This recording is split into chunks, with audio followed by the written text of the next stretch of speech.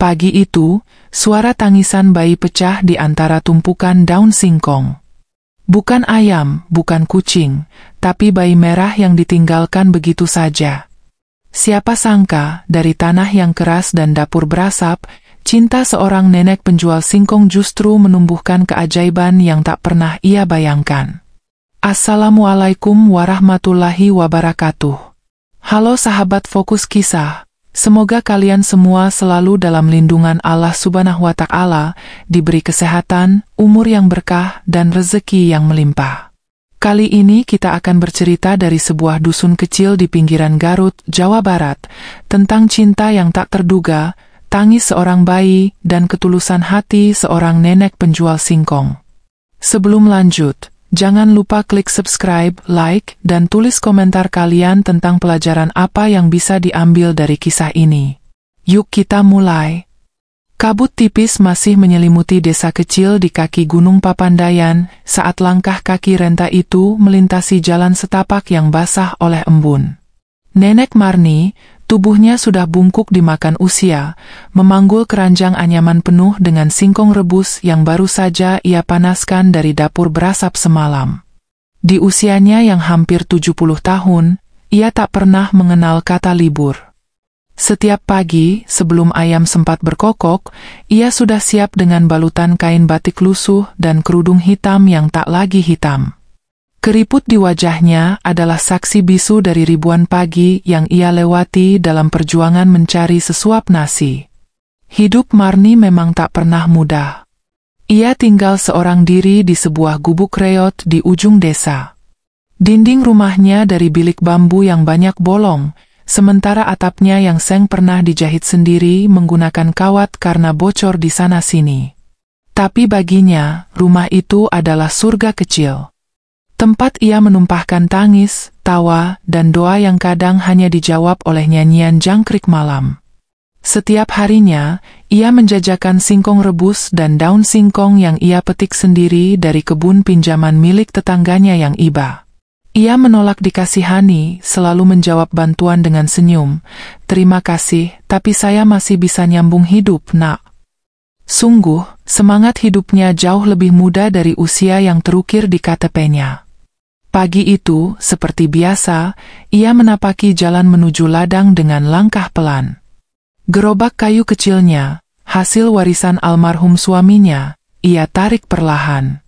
Udara dingin mengelus kulit tangannya yang kasar. Tapi matanya tetap tajam, mengawasi setiap sudut jalan yang biasa ia lintasi. Tak ada yang istimewa dari pagi itu. Setidaknya, itu yang ia pikirkan. Hingga sebuah suara pelan mengubah segalanya. Mentari belum menampakkan diri. Marni baru saja melewati rumpun bambu saat ia mendengar suara yang asing. Suara itu tak seperti suara burung atau kucing yang sering berkeliaran di ladang. Lebih mirip rengekan, sebuah tangisan. Lirih, pelan, tapi memilukan. Seolah-olah berasal dari makhluk kecil yang sangat ketakutan. Ia menghentikan langkahnya. Matanya menyipit, mendengarkan lebih saksama. Suara itu memang nyata. Bukan halusinasi, bukan mimpi. Perlahan, ia menurunkan keranjang dari kepalanya, meletakkannya di atas batu besar, lalu berjalan pelan ke arah suara itu. Telinganya yang mulai tua justru bekerja lebih peka pagi itu. Ia menyibak semak-semak kecil di bawah pohon singkong yang tumbuh liar. Jantungnya berdetak lebih cepat saat matanya menangkap sesuatu yang tak pernah ia bayangkan sebelumnya, seorang bayi. Ya, bayi mungil, tergeletak di atas tumpukan daun kering, dengan sehelai kain tipis sebagai pembungkus tubuhnya yang memerah. Bayi itu menggigil. Bibir mungilnya kebiruan. Tubuhnya nyaris beku oleh udara pagi pegunungan yang menusuk kulit. Tangisan itu sangat pelan, seperti suara burung kecil yang kehilangan induknya. Tapi justru suara itulah yang membuat hati Marni seperti diremas.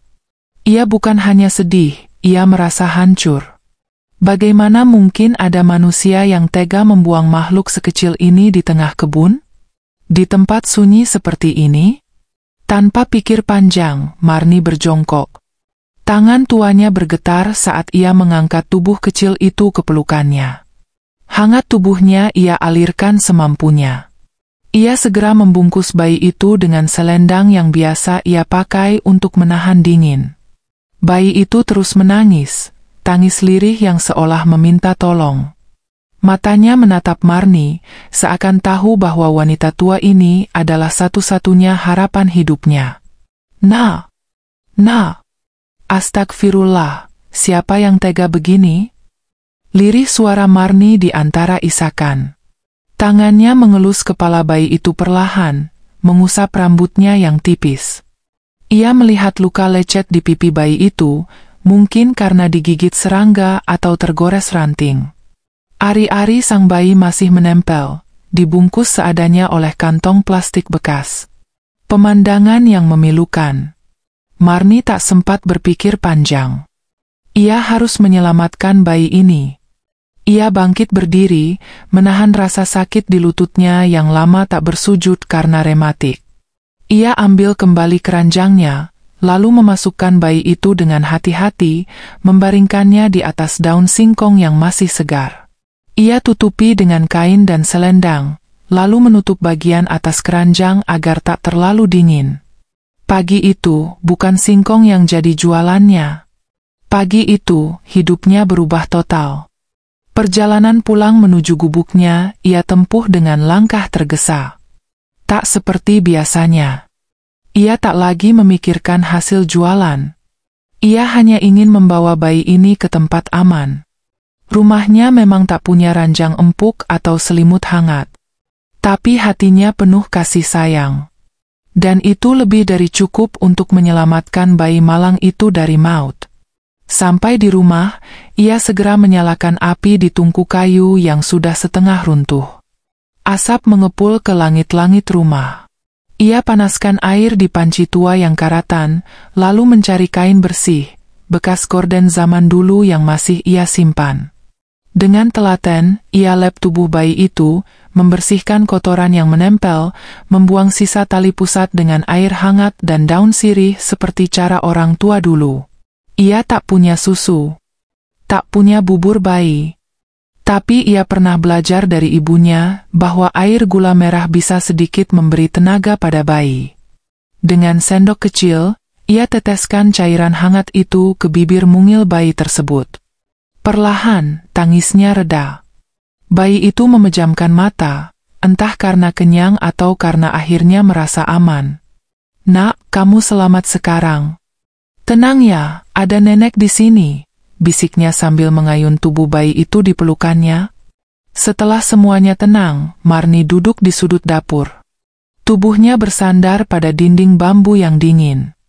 Ia masih memeluk bayi itu, matanya menerawang pada api kecil yang masih menyala. Dalam diam, pikirannya berkecamuk. Apa yang harus ia lakukan? Melapor ke RT? Ke puskesmas? Tapi hati kecilnya menolak. Bayi ini seperti sudah tertulis untuknya. Dengan mata berkaca-kaca, ia memandangi wajah mungil itu. Di balik kulit yang masih merah, ada kedamaian. Seperti malaikat kecil yang dikirim Tuhan di tengah hidupnya yang sunyi. Namamu Ayu, ya nak?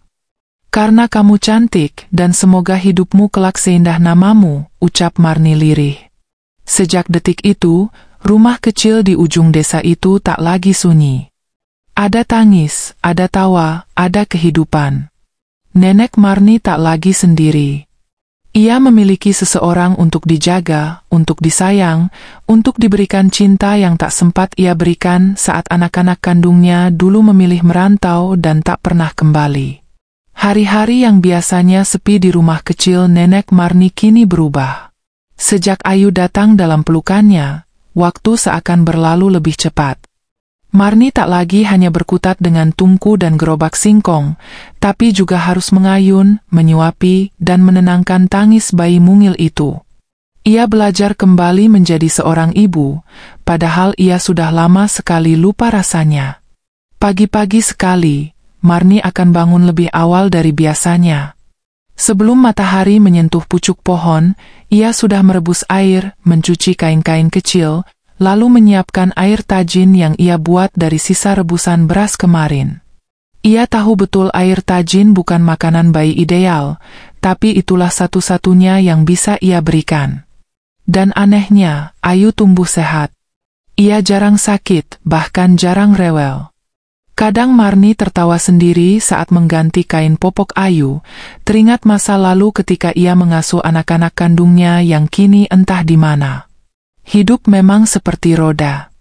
Dulu ia dikelilingi keluarga, kini hanya ditemani bayi yang entah siapa orang tuanya.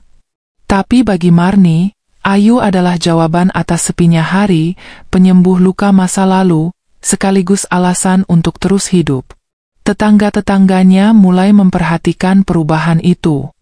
Beberapa heran, beberapa iba, namun banyak pula yang mulai membantu. Mereka membawakan kain bekas bayi, atau sekadar nasi bungkus ketika Marni kehabisan beras. Tapi Marni tak pernah meminta. Ia hanya mengucapkan, "Terima kasih, semoga Tuhan membalas." Waktu berjalan, dan berita tentang bayi yang ditemukan nenek Marni mulai menyebar di kampung. Ada yang menyarankan agar Marni melapor ke aparat desa, bahkan ada yang menyebut lebih baik bayi itu diserahkan ke panti asuhan. Tapi Marni hanya menggeleng pelan, sembari mendekap Ayu erat dalam pelukannya. "Bayi ini sudah ditinggalkan sama ibunya, masak saya harus meninggalkannya juga?" Ucap Marni, lirih namun tegas. Kalimat itu membuat tetangganya terdiam. Mereka tahu Marni bukan perempuan lemah. Ia memang renta, tubuhnya kurus dan tangannya gemetar. Tapi hatinya lebih kuat dari baja. Marni menolak dunia yang ingin memisahkan mereka. Baginya, Ayu adalah titipan Tuhan. Sejak hari itu, ia memperlakukan bayi itu seperti cucunya sendiri. Ia mengajaknya bicara, menyanyikan lagu-lagu Sunda lama yang dulu ia dendangkan untuk anak-anaknya. Bahkan ia membuatkan ayunan dari sarung tua yang diikat ke tiang dapur. Setiap kali Ayu tertidur di ayunan itu, Marni akan menatapnya lama-lama, seolah tak percaya bayi itu benar-benar ada di sisinya. Ada rasa takut di benaknya, tentu. Takut jika suatu hari seseorang datang dan merampas Ayu dari pelukannya. Tapi di sisi lain, ia yakin Tuhan tidak akan sekejam itu. "Selama saya masih bisa jalan, saya akan urus anak ini. Kalau nanti saya sudah tak kuat, biarlah Tuhan yang melanjutkan," gumamnya suatu malam di antara nyanyian jangkrik dan suara bayi yang tertidur pulas. Menjadi ibu di usia tua bukan perkara mudah. Apalagi jika hidup hanya bergantung pada singkong rebus.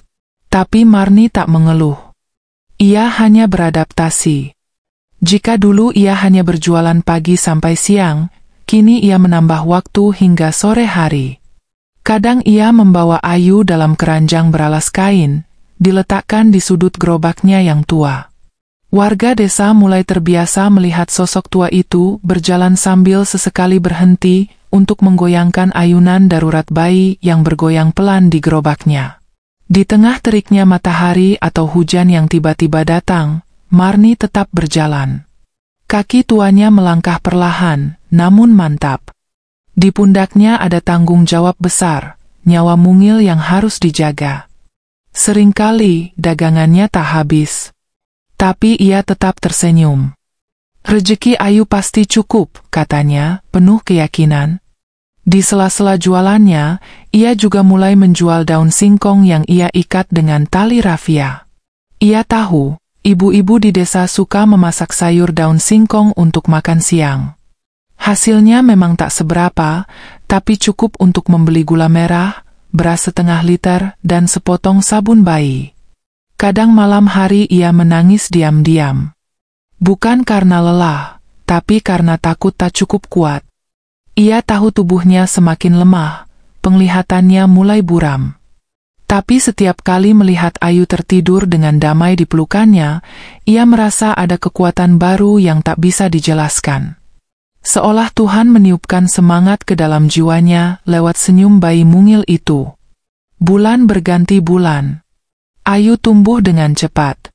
Kini ia sudah bisa merangkak, tertawa kecil dan menyebut kata pertama, Nek. Suara lirih itu membuat Marni tercekat. Untuk pertama kalinya, ada yang memanggilnya Nenek bukan sekadar basa-basi, tapi dari bibir mungil yang tulus. Ayu mulai belajar berjalan dengan cara merangkak di lantai tanah rumah mereka.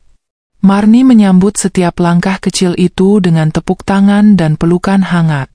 Ketika Ayu tertawa, dunia Marni seolah dipenuhi bunga. Rumah reot itu kini seolah menjadi istana. Tak ada dinding mewah atau ranjang empuk, tapi ada cinta yang tak ternilai. Marni mulai menenun kembali sisa kain tua untuk dijadikan alas duduk Ayu. Ia juga membuat boneka kecil dari kaos kaki bekas. Setiap kali Ayu bermain dengan boneka itu, ia tertawa sambil menggigiti ujungnya. Gelak tawa Ayu adalah musik paling merdu bagi Marni. Bahkan lebih indah dari suara gamelan yang dulu sering ia dengar saat masih muda. Yang paling membuat Marni bersyukur adalah kesehatan Ayu. Meski hanya diberi air tajin, singkong kukus yang dilumatkan, atau sesekali biskuit dari pemberian tetangga, Ayu tumbuh sehat. Tidak pernah demam, tidak pernah muntah. Dokter desa pernah bilang bahwa itu adalah mukjizat. Tapi Marni tahu, mukjizat itu datang dari cinta. Suatu sore, Marni duduk di bawah pohon randu, menjajakan dagangannya. Ayu yang sudah berumur hampir setahun, tertidur di pangkuannya. Pelanggan hari itu tidak banyak. Hanya ibu-ibu dan beberapa petani yang mampir membeli sekantong singkong. Saat Marni hampir pulang, datanglah seorang wanita parubaya, tampak rapi dan asing. Wanita itu tersenyum, lalu duduk di samping Marni. "Ibu jual singkongnya?" tanyanya ramah. Marni mengangguk sambil menawarkan seikat. "Anak ibu?" tanya wanita itu, menunjuk Ayu yang sedang tidur di pelukannya. Pertanyaan itu membuat Marni terdiam sejenak. "Bukan, saya nemuin dia waktu masih merah, dibuang orang tuanya," jawab Marni dengan suara lirih. Wanita itu terkejut. Matanya mulai berkaca-kaca. Ia memperkenalkan dirinya sebagai Butini, pensiunan bidan dari Jakarta yang baru saja pindah ke desa itu untuk menenangkan diri dari keramaian kota. "Saya baru beberapa hari di sini, Bu. Tapi cerita ibu ini sungguh luar biasa," katanya. Sejak pertemuan itu, Butini mulai datang secara rutin ke rumah Marni. Ia membawa susu formula, popok bekas cucunya, hingga pakaian bayi yang masih bersih dan layak pakai. Ia juga membantu memeriksa kesehatan Ayu secara rutin, dan kadang mengajarkan Marni cara membersihkan luka kecil atau memijat perut bayi yang kembung. Marni semula menolak bantuan itu. "Saya nggak biasa dibantu-bantu, Bu," katanya. Tapi Butini memegang tangan Marni dan berkata, "Ini bukan bantuan. Ini cara saya berterima kasih. Karena masih ada orang seperti ibu di dunia." Dan sejak itu, kehidupan Marni dan Ayu mulai berubah pelan-pelan. Hari-hari berlalu, dan hubungan Marni dengan Butini semakin erat. Mereka seperti dua dunia yang berbeda, tapi disatukan oleh cinta yang sama terhadap bayi bernama Ayu. Butini tidak hanya menjadi penolong, tapi juga teman berbagi kisah masa lalu, tawa sederhana, bahkan tangis yang lama tertahan. Setiap kali Butini datang, rumah reot Marni seolah menyala dengan cahaya baru. Butini membawa serta sedikit kemewahan kota, susu formula bermerek, minyak telon harum, mainan bayi, dan bahkan sebuah kasur tipis yang ia titipkan untuk Ayu. Tapi yang paling menyentuh bagi Marni adalah perhatiannya. Ia tak pernah memperlakukan Marni sebagai orang kecil, justru ia menyebut Marni sebagai wanita hebat. "Jarang ada orang seperti ibu yang memilih untuk memberi bukan menuntut," ucap Butini saat senja mulai turun di suatu sore. Ayu kini tumbuh lebih ceria. Tertawanya tak lagi hanya untuk boneka kaos kaki, tapi juga ketika melihat Butini datang sambil membawa tas besar dan panggilan manja. "Ayu sayang, tante datang." Marni kadang merasa canggung. Ia tahu dirinya hanya perempuan tua miskin yang hidup dari singkong dan daun singkong. Tapi dalam hati kecilnya, ia tak ingin Ayu berpaling. Ia takut kehilangan. Rasa cemburu itu kadang menyelinap seperti angin dingin. Tapi Marni tahu, cinta tidak boleh egois. Ia mulai percaya bahwa mungkin Tuhan mengirim Butini bukan untuk merebut Ayu, tapi untuk menopang lelahnya. Seseorang yang akan menjadi pilar ketika tubuh tuanya tak lagi kuat memikul beban sendiri. Pada suatu malam yang tenang, di bawah remang pelita kecil dan suara kodok dari sawah belakang, Marni dan Butini duduk bersisian di bel bambu depan rumah. Ayu sudah tertidur. Marni tiba-tiba membuka kisah masa lalunya, kisah yang bahkan sudah bertahun-tahun tak pernah ia ceritakan kepada siapapun. Ia bercerita tentang suaminya yang meninggal di usia muda, anak-anaknya yang satu persatu pergi merantau dan tak pernah kembali. Entah mereka masih ingat saya atau tidak, mungkin mereka malu punya ibu sepertiku, tua, buta huruf, dan hidup dari jualan rebusan, katanya sambil menunduk. Butini menggenggam tangan Marni erat. Tak ada kata-kata, hanya pelukan yang cukup menjawab segalanya. Marni menuturkan bagaimana dulu ia juga pernah membuang, bukan bayi, tapi cita-cita. Ia ingin jadi guru waktu muda, tapi tak pernah bisa sekolah. Ia ingin membuka warung, tapi tak pernah punya modal. Dan kini, di usia senja, semua mimpi itu mengendap menjadi keheningan. Namun Ayu datang seperti secercah harapan, menghidupkan kembali hal-hal kecil yang membuatnya merasa berguna. Butini tak bisa menahan air mata. Ia sendiri juga menyimpan luka, anaknya meninggal karena sakit, dan cucu satu-satunya tinggal jauh di luar negeri. Mungkin Tuhan mempertemukan kita karena kita sama-sama kehilangan, Bu Marni, ucapnya lirih. Dua perempuan itu, yang dipertemukan takdir lewat tangis bayi di tumpukan dedaunan, kini menyatu dalam keheningan yang hangat. Musim hujan tiba. Tanah menjadi lembek, jalanan becek, dan gerobak singkong Marni lebih sering tergelincir. Tapi ia tetap berjualan, dengan kerudung plastik menutupi kepala dan tas bayi berisi peralatan Ayu yang tergantung di bahunya. Ayu kini sudah bisa duduk sendiri, dan kadang ia tertawa sendiri di atas gerobak, seolah hujan adalah mainan paling indah yang pernah ia lihat. Butini semakin rutin datang. Ia bahkan mengajak dokter muda dari puskesmas untuk memeriksa kesehatan Marni dan Ayu secara berkala. Saya hanya ingin memastikan Ayu dan neneknya tetap sehat, katanya sambil tersenyum. Marni tahu ia beruntung. Dulu ia berpikir, tak ada yang akan peduli padanya saat tua. Tapi kini, ia punya keluarga kecil yang tak pernah ia bayangkan sebelumnya. Pada suatu malam hujan deras, rumah Marni bocor parah. Air merembes dari atap rumbia yang sudah rapuh. Ayu menggigil di pelukannya. Marni menangis, bukan karena dingin, tapi karena rasa bersalah. Maafkan nenekmu ini, nak, nenek belum bisa kasih rumah yang layak, gumamnya, menahan tangis. Esok paginya, Butini datang.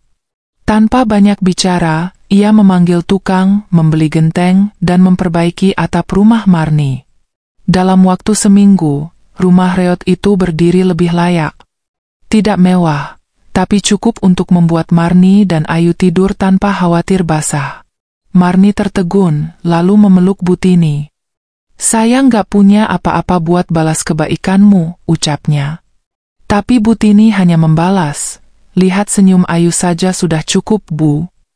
Kisah Marni dan Ayu akhirnya sampai ke telinga perangkat desa, lalu menyebar lewat media sosial berkat unggahan Butini yang tanpa sengaja memotret kebersamaan mereka. Foto sederhana Marni duduk di bawah pohon sambil memeluk Ayu menyentuh banyak hati. Komentar dan doa berdatangan. Beberapa media lokal bahkan datang untuk mewawancarai. Marni tak mengerti dunia internet. Ia hanya tahu bahwa banyak orang tiba-tiba datang membawa bantuan, sembako, pakaian, hingga mainan. Bahkan beberapa orang dari luar kota datang hanya untuk bertemu nenek singkong dan bayi keajaiban. Tapi Marni tetap rendah hati. Ia tak pernah berubah. Ia tetap menjajakan singkongnya seperti biasa. Singkong ini yang bikin saya tetap hidup. Saya nggak bisa ninggalin dia, katanya tertawa kecil. Ayu kini tumbuh lebih sehat, lebih ceria. Ia sudah mulai bisa berlari kecil di halaman tanah, memeluk kaki Marni, atau memanggil Butini dengan suara cempreng. "Ta anti!" teriaknya membuat semua orang tertawa. Marni kadang memandangi Ayu lama-lama dari dapur sambil berbisik, "Kamu bukan sekadar anak, kamu malaikat kecil." Butini mulai berencana membuat program untuk membantu lansia seperti Marni. "Saya terinspirasi dari kisah ibu," katanya saat rapat di balai desa. Marni hanya tersenyum. Ia tak butuh pengakuan, tak butuh pujian. Ia hanya ingin melihat Ayu terus tumbuh, terus tertawa, dan tetap bersamanya selama Tuhan mengizinkan. Matahari tenggelam dengan warna jingga keemasan yang indah. Marni duduk di bangku kayu depan rumahnya, Ayu tertidur di pangkuan, dan Butini duduk tak jauh darinya. Angin berhembus pelan, membawa aroma tanah basah dan singkong rebus yang baru saja diangkat dari dapur. "Butini," gumam Marni pelan, "kalau suatu hari saya nggak kuat lagi, saya titip Ayu ya. Saya nggak mau dia kembali ke jalanan." Butini tercekat. Air matanya jatuh tanpa bisa ditahan. Ia menggenggam tangan Marni erat. "Saya janji, Bu. Ayu akan tetap dalam pelukan yang hangat. Saya akan jaga dia seperti anak sendiri." Langit berubah gelap. Lampu kecil di rumah mulai dinyalakan. Ayu terbangun, lalu tersenyum melihat wajah neneknya. "Nenek," ucapnya sambil memeluk. Marni memeluk balita itu, lama, sangat lama, seolah tak ingin melepaskan. Di dalam hatinya, ia berdoa, "Tuhan, izinkan aku hidup lebih lama, hanya untuk melihat anak ini tumbuh dewasa." Dan di malam itu, di rumah kecil pinggir sawah, di bawah langit yang diselimuti bintang, seorang nenek tua yang hidup dari singkong, seorang bayi yang dulu dibuang, dan seorang perempuan yang kehilangan anak, bersatu dalam ikatan yang tak pernah direncanakan tapi paling dalam, cinta. Hari-hari berganti, Ayu tumbuh makin besar.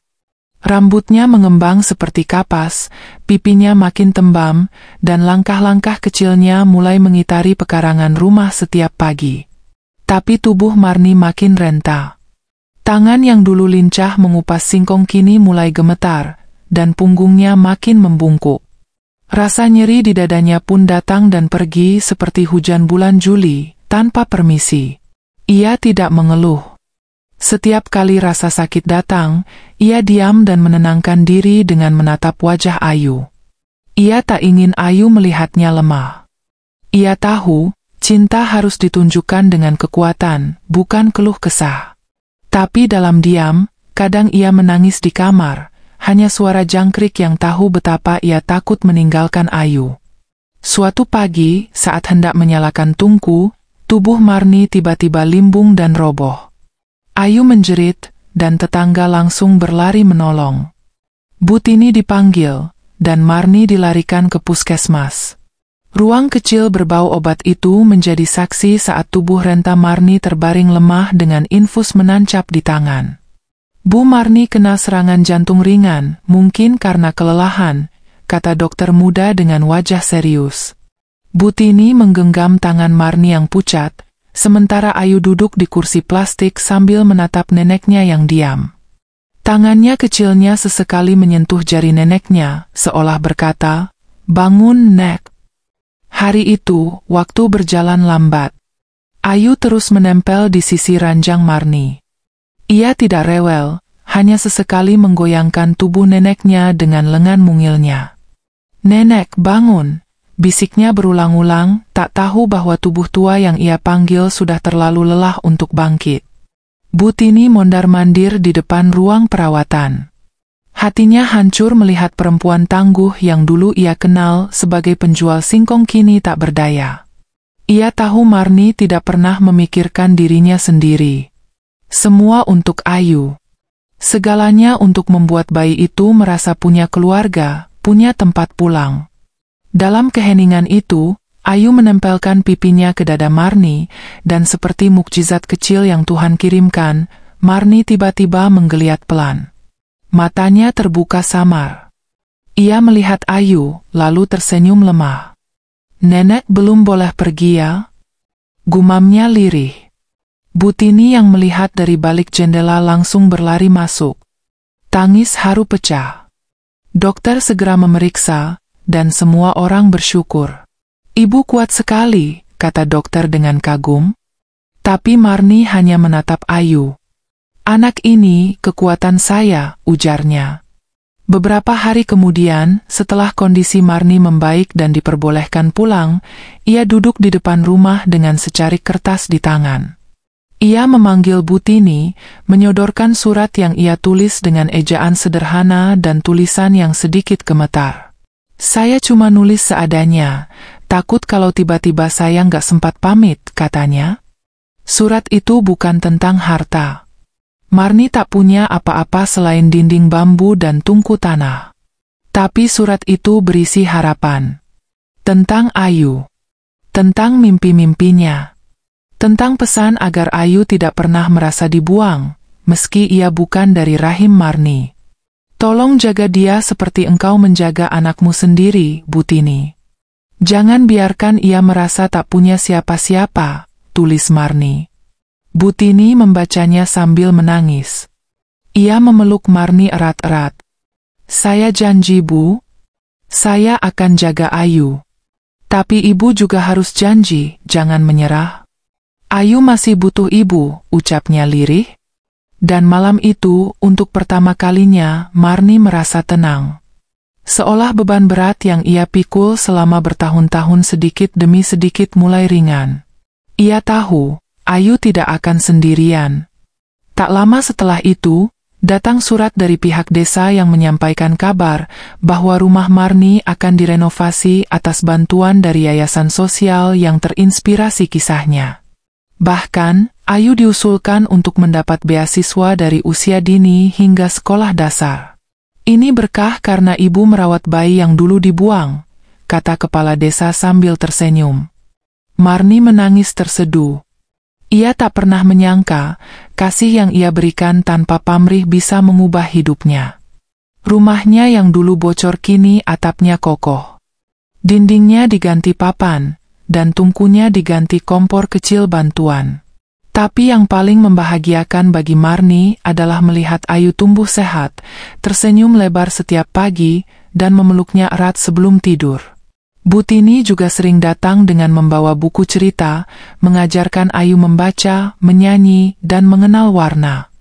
"Kamu nanti harus jadi dokter, supaya bisa bantu orang kayak nenek," kata Butini. Ayu mengangguk kecil, lalu memeluk neneknya. "Ayu sayang nenek," katanya. Bagi Marni, itu lebih dari cukup. Tak ada hadiah yang lebih indah daripada cinta yang tulus dari anak kecil yang dulu ditemukan dalam gelap dan kini bersinar seperti mentari pagi. Kini, tahun telah berganti. Ayu telah genap berusia 5 tahun. Ia cerdas, ramah, dan menyayangi semua orang. Kisah hidupnya bersama Marni menjadi inspirasi bagi banyak orang di desa, bahkan di luar kota. Mereka menyebutnya bayi singkong, karena hidupnya dimulai dari pelukan nenek penjual singkong yang penuh kasih. Marni kini tak lagi menjual keliling. Ia mengajar membuat rebusan singkong di balai desa untuk para ibu-ibu muda, berbagi ilmu yang sederhana tapi penuh makna. "Saya cuma bisa singkong, tapi saya mau hidup saya berguna sampai napas terakhir," katanya dengan senyum tenang. Setiap malam, Ayu masih tidur di pangkuan Marni. Kadang ia menggambar neneknya di buku kecil, kadang ia mengarang cerita sendiri tentang nenek penyelamat bayi. Dan setiap kali melihat gambar itu, Marni tahu bahwa hidupnya tidak sia-sia. Ia telah kehilangan banyak dalam hidup, keluarga, masa muda, bahkan kesehatan. Tapi ia mendapatkan sesuatu yang lebih abadi, seorang cucu yang lahir bukan dari darah, tapi dari cinta dan pengorbanan. Dan itu, baginya, adalah keajaiban yang tidak bisa dibeli oleh siapapun. Sahabat semua yang sedang membaca kisah ini, Kita baru saja menyaksikan perjalanan seorang nenek sederhana bernama Marni yang mengajarkan bahwa cinta tidak butuh darah, tak harus berasal dari rahim, dan tak perlu nama keluarga yang sama. Ia merawat seorang bayi yang dibuang dunia, tapi dalam pelukannya, bayi itu tumbuh dan bersinar. Jika kisah ini menyentuh hatimu, mari bantu sebarkan cinta dan harapan dengan menekan tombol subscribe. Tinggalkan komentar terbaikmu di bawah agar kisah ini bisa menginspirasi lebih banyak orang. Mari kita doakan agar selalu ada pelukan hangat bagi mereka yang dibuang, dan agar setiap orang seperti Marni selalu diberi umur panjang dan kebahagiaan. Terima kasih telah membaca. Semoga kamu sehat selalu, dilimpahi rezeki halal, dan diberi hati yang luas untuk mencintai sesama. Salam hangat dari kami, dari sudut kecil Desa Sumberjati, Jawa Tengah.